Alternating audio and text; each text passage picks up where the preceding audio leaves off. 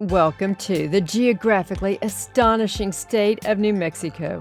New Mexico has 9 national monuments, 2 national parks, 1 national preserve, and 3 national historical parks. We have been to all of them. The Gila Mountains were the world's first designated wilderness area, and the 3.3 million acre Gila National Forest is the nation's largest forest. It has taken us years to experience all of these parks. I guess a dedicated road tripper could visit all of them in a 2-week time frame. Travel across America with me. Let's start in far northwest New Mexico, not far from the famous Four Corners. Aztec Ruins National Monument is located in Aztec, near Farmington, within the Animas River Valley. This is one of the most accessible ruins to tour in all the West. Although named Aztec, the structures have no ties to the Aztec culture, but were constructed by the Anasazi, the ancient Pueblo people. A self-guided trail is the best way to explore the ancient Puebloan Great House, known as the West Ruin, and the 40-foot diameter Great Kiva, the oldest and largest reconstructed kiva in existence. The windows of the Great Kiva were designed to align with solar and lunar events. Built circa 1100, the main ruin encircled a central plaza and was used for around 200 years. It has been largely excavated and stabilized. Many of the wooden supports you see are original. The 3-story masonry and timber pueblo contained 500 rooms and 36 kivas. The 30-foot-tall sandstone walls are 3 feet thick in places, similar to those found at Chaco Canyon, which we will be visiting later in this video. During the site excavation in the early 1900s, 12th and 13th century artifacts were unearthed, including food remains, stone and wood tools, cotton and feather clothing, fiber sandals and mats, pottery, and jewelry made of turquoise, obsidian, and shell.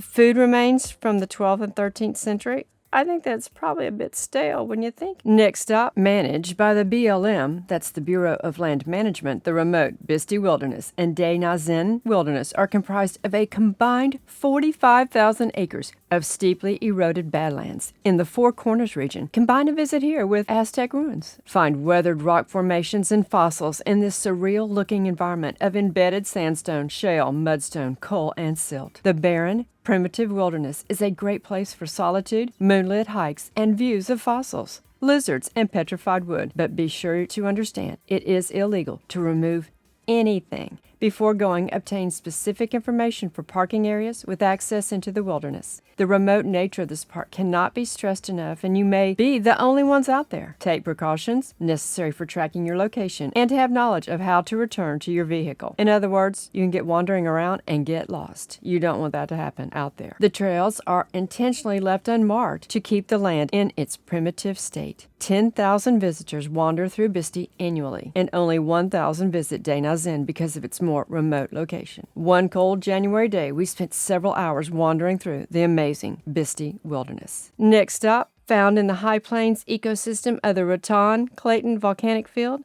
Puebloan Volcano National Monument is an easy way to experience a cinder cone. Puebloan means chokecherry in Spanish. There are 4 park trails. 2 are accessed from the visitor center, and the other 2 begin at the parking lot at the top of the volcano. That's one of the best parts of this volcano, is that you can drive to the very top. The Crater Vent Trail steeply descends 105 feet to the center of the crater. From the 1-mile paved Crater Rim Trail, you will be at the highest point of Puebloan Mountain, and on a clear day, one can see 5 states: New Mexico, Texas, Oklahoma, Colorado, and Kansas. Imagine that. Also in clear view is Sierra Grande, the largest single mountain in the country. It is 40 miles around the base and covers 50 square miles.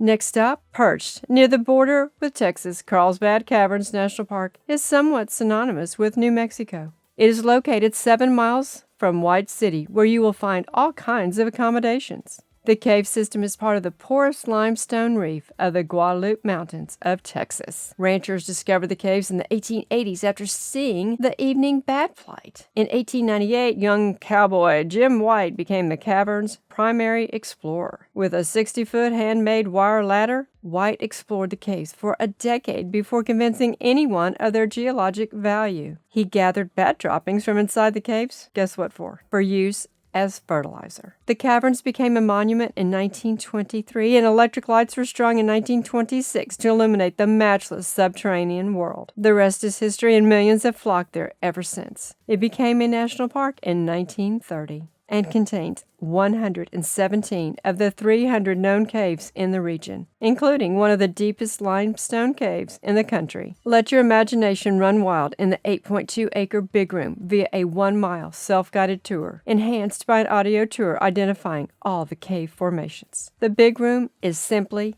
fantastic. It is larger than 6 football fields, making it one of the world's largest and most attractive underground chambers. The room can be approached 2 ways: ride an elevator or hike the 1.25-mile trail that follows the traditional explorer's route, entering at the natural entrance. That's our favorite way. More exciting than the elevator ride, the lengthy trail is sometimes slippery and descends 700 feet on a steady, narrow path loaded with switchbacks through the main corridor. Passing by many stunning sights, the cave temperature is a cool 56 degrees. And of course, the bat program is a park highlight. The natural rock amphitheater provides a perfect setting for the must-do evening adventure. From the cave entrance, during mid-May through mid-October, watch the dramatic exodus of 250,000 to 400,000 bats. They're mainly Mexican free-tail bats on their spectacular nightly pilgrimage to chomp several tons of bugs. The park's beauty is not only underground, but there is the fun, one-way gravel Walnut Canyon Desert Drive, which provides scores of panoramic views. Unfortunately, the last time we were there, the road had been washed out, and who knows when it will be repaired. Be sure to ask. Reservations are recommended for the guided cave tours. We have been there 4 times and find ourselves more impressed after each visit. Please subscribe. Next stop, pretend the time has flown backward 1,000 years and imagine the squawks of brilliantly colored scarlet and military macaws soaring through a picture-perfect canyon. Nestled in the wild high desert near Nageezi, the extremely remote Chaco Culture National Historical Park is a World Heritage Site and is best accessed from U.S. Highway 550 via 2 different county roads, one paved and one unpaved. This is a very out-of-the-way adventure. The park has a 9-mile self-guided canyon loop drive, which plunges through the one-time thriving ancestral Puebloan cultural center. The park protects the ancient trade area with massive, masterfully engineered Chacoan architecture. Thousands of people transited Chaco between the years 850 and 1250, when Chaco was the ceremonial, administrative, and economic hub of the San Juan Basin. Unbelievably, straight roads radiate from Chaco, many leading to 75 agrarian communities, while others mysteriously have no apparent opposite terminus. This was likely the most complex and sophisticated society north of Mexico. The high level of complexity of this ancient social community is beyond compare in all the Southwest. Where did they go? We have to think, what happened to these people that made them leave? There are informative booklets available at each of the trails to give more information about these amazing ruins of Chaco. You won't want to miss the Great House, but it requires some climbing and stooping. But this is by far the best ruin to explore. The Pueblo Alto complex is on top of the mesa and requires a 5-mile round-trip hike, but it's worth it to see the picture-perfect views from above, looking down on the canyon ruins, South Gap, and the surrounding San Juan Basin. Next stop, near Grants, the El Malpais National Monument and National Conservation Area is a great place to explore gigantic lava flows, caves, walls, bridges, collapses, trenches, cones, and complex lava tubes. Unfortunately, all the caves were closed to the public in December of 2010 because hikers had supposedly transferred white nose syndrome on their shoes. This is a fungus that kills cave bats. Well, we certainly don't want the bats killed, do we? El Calderon area is one of the best places to access the park's featured sites of El Calderon Cinder Cone, Double Sinks, Bat Cave, and Junction Cave. Before venturing to the Big Tubes area, ask a park ranger for the detailed handout to prevent getting lost. Be prepared for extremely uneven terrain and note the area is accessed via County Road 42, which is a high-clearance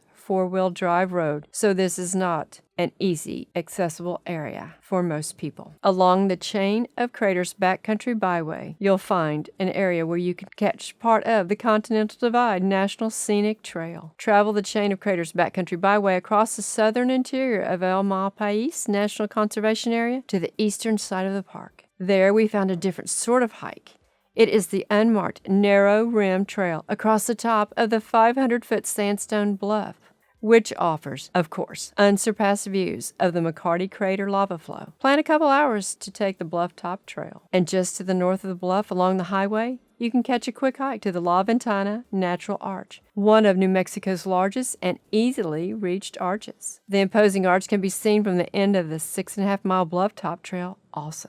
Be mindful that this trail is above 7,000 feet in elevation, and be sure to acclimate yourself before attempting this hike. We did take that quick trail to the arch base and explored along the edge of the cliff. At exit 85 off I-40, the Northwest New Mexico Visitor Center is a great place to gather information on area tourist sites. In the high desert, a 7,200-foot massive sandstone promontory served as a welcome sight for westbound travelers. And that is our next stop. Modern-day tourists find El Morro National Monument a worthwhile stop along I-40 between Gallup and Grants, not far from El Pais. The historic Inscription Rock Trail leads to a cool alcove. Rainwater and snowmelt form a 12-foot deep pool of water at the base of Inscription Rock. This was a dependable source of water for Spanish explorers, American soldiers, and pioneers. There are several hundred petroglyphs and 2,000 names inscribed there. The first known historical inscription, and most notable, is that of the tenacious Don Juan de Onate, written on April 16, 1605.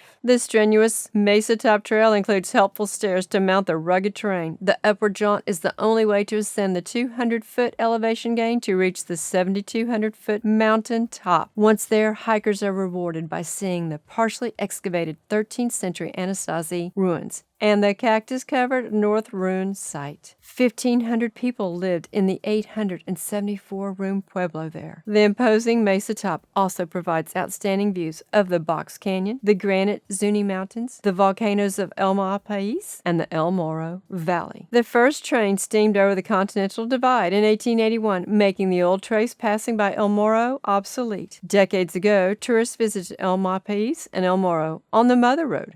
That's Route 66. We visited both of them via I-40, just like you can do today. Our next stop, from the easy access of I-25 at Watrous, visit Fort Union National Monument. The first fort was constructed in 1851 for the 9th Military Department headquarters and supply depot as a guardian for the Santa Fe Trail. This trail was a primary commercial route for goods from the east, that means Missouri, and to the west, Mexico. This was the intersection of the mountain and the Cimarron branches of that trail. Of the 3 forts at this location, the third was the largest in the American Southwest and served as a military garrison, territorial arsenal, and military supply depot. Unbelievably, an American flag was not seen once travelers left Missouri until reaching this fort. Colonel Kit Carson and the New Mexico Volunteers based there in the 1860s. The fort employed more than 1,000 workers during the Civil War. Now, how many of you have thought about New Mexico and the Civil War in the same sentence? Not many, I can imagine. Once the railroad took hold, the importance of the fort dwindled and the outpost closed in 1883. The picturesque crumbling adobe walls and chimneys are captivating. Our next stop is surrounded by the Gila National Forest and Gila Wilderness. It's the Gila Cliff Dwellings National Monument. It is way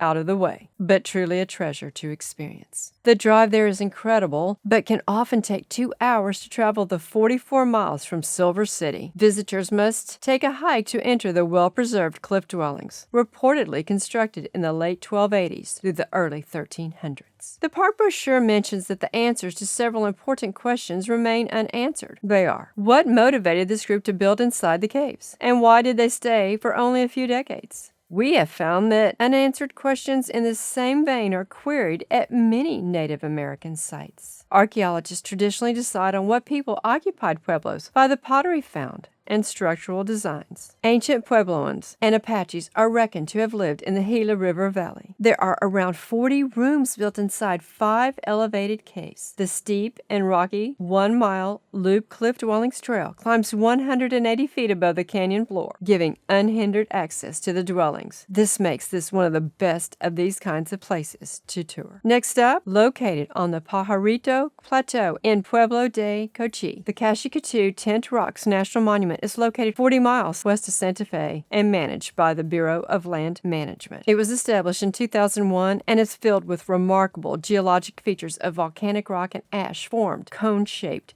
tint rocks. They're tapered hoodoos. The rock tints are made of soft pumice and tuff, varying in height from a few feet to 90 feet, and some have hardened cap rocks on top. We hiked the Cave Loop Trail and the difficult Canyon Trail. The latter is a recreation trail through an incredible slot canyon all the way to an enchanting lookout point. It can be tricky but worthwhile. After achieving the 630-foot elevation gain, you will gain views of the entire region from the top. Rabbits, lizards, and rattlesnakes thrive at the park, and hardy manzanita shrub, rabbit brush, Indian paintbrush, and desert marigold add a brilliant splash of color to the cliffs. We encountered a hairy 4-inch tarantula on the fabulous hike through the spectacular slot. Now, the park has been closed for a long time and has recently reopened with limited access. Fees are now charged for traveling along the road to access the park because you are traveling through a reservation. And there is now an entrance fee charged by the BLM to enter the park. You will need to go to the park website, which is in the description below, and contact the BLM before planning your visit because reservations must be obtained. Although seemingly a bit cumbersome, Tent Rocks is definitely worth a stop. If you want to buy us a granola bar or some fuel for our journeys, our Cash App is $spgdmg. It's also in the description below. Our next stop is a recent addition to the National Park Service system. It is the Manhattan Project National Historical Park in Los Alamos. There are 2 other locations of this park unit. One is the massive plutonium production complex in Hanford, Washington, and the other is the uranium enriching facility in Oak Ridge, Tennessee. Secrecy enshrouded Los Alamos during World War II when scientist J. Robert Oppenheimer chose the remote site for the Manhattan Project, the development of the atomic bomb.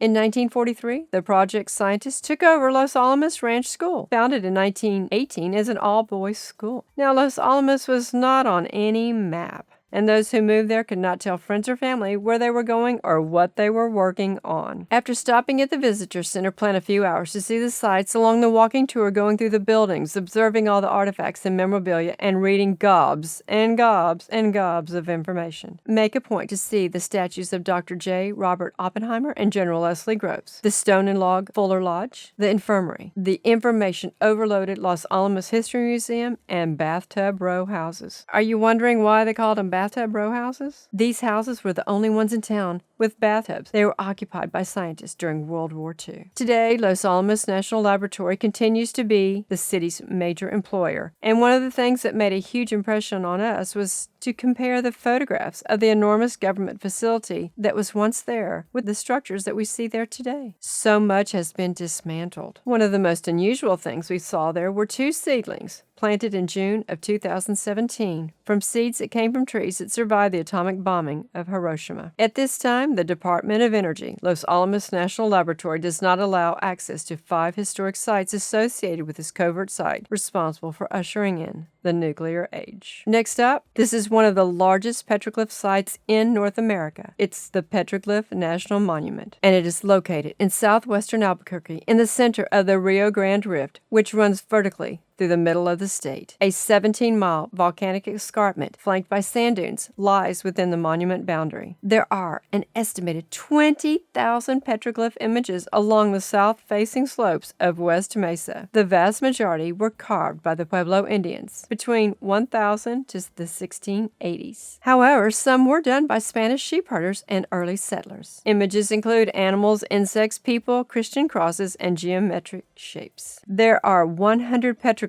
along 3 short trails, partially paved trails in Boca Negra Canyon, which is 2 miles north of the Visitor Center and managed by the city of Albuquerque. Next up is near Mountain Air. It's the Salinas Pueblo Missions National Monument, which is found along the Salt Missions Trail Scenic Byway in the Salinas Valley. I have done a full video on this national monument. This byway follows old trade routes, rail beds, and footpaths, and this monument is comprised of 3 separate sites of stone ruins known as Abo, Caray, and Gran Quivira. The staggering church ruins, the primary structures remaining, were built during the 17th century at one of the most extensive trade centers in the Pueblo world. Most of the pueblos remain unexcavated. These 3 sites are unique in that each have a Spanish mission, a Native American pueblo, and other historic buildings and ruins. Each site has an incredibly rich and noteworthy history. Plus, there's a contact station to aid you in your visit. Caray has a museum and the most complete Salinas church. March. Our next stop is sort of a combination, and it's centered around the Valle Caldera National Preserve. But there's so much to see along the 163-mile Jemez Mountain National Scenic Byway, which leads to amazing geologic formations, including red rock walls and sandstone mesas, ancient Indian ruins, active pueblos, the Jemez State Monument, Bandelier National Monument, Manhattan Project National Historical Park is accessed from this direction also, and undulating meadows and idyllic mountains. When traveling through the Santa Fe National Forest on State Highway 4, stop at the Soda Dam Hot Spring, just a mile north of Jemez Springs. This unique geologic feature enlarges from a geothermal system spewing calcium carbonate from a deep fault. Special events in the National Preserve include moonlight snowshoeing and photography workshops. Moonlight snowshoeing, that sounds like fun. This is a sacred and ceremonial location for Native Americans. Sheep and cattle ranching are a part of the preserve's history. Next stop, on the north end of the Chihuahuan Desert in the Tularosa Basin, a land of extremes, visit White Sands National Park. The name says it all. Found southwest of Alamogordo, most of the 275 square miles of glistening flecks of the white sand dune fields are within the park's jurisdiction. The sand is white because it's 99% pure gypsum. It's not really sand. This is the world's largest dune field and includes 4 different types of sand dunes. Most visitors drive the 8-mile dune drive, passing through the spectacular dunes graced with soap tree yuccas. There are several large pullouts and 4 trails and picnic areas. You can buy a sled at the visitor center or bring your own sled to slide down the dunes, but you'll have to drudge back to the top to keep repeating the fun. This is really funny. Rangers plow the park roads to keep them clear of sand, just as if it were snow. The 10-square-mile Lake Lucera is usually a dry lake bed. It is comprised of gypsum-laden water with selenite crystals forming along the muddy shoreline. I have been trying to attend one of the Lake Lucera monthly ranger-led tours for over a decade. We're going to the area soon, and we are going to be missing the February monthly ranger tour by 1 week. It's such a bust. During 3 of our 4 visits to the monument, we made sure to visit at sunset. The park offers free ranger-led sunset nature walks because this monument presents some of the best sunsets to be experienced anywhere. So go during the day, hang out, have fun, sled, hike, and then return at sunset. Please like, share, and comment. Flip-flops on the ground. Unclassic road trip. The links to all the national parks presented in this video are placed in the description of this video. And if you're wondering why I skipped Bandelier National Monument and Pecos National Historic Park, well, it's kind of sad. It is because our photographs were replaced by the same file number of a different picture at a different time, at a different place. Not sure if this has happened to you, but we have lost quite a few valuable pictures to this unfortunate situation. This only means we must go back and make sure our photographs and videos are more secure.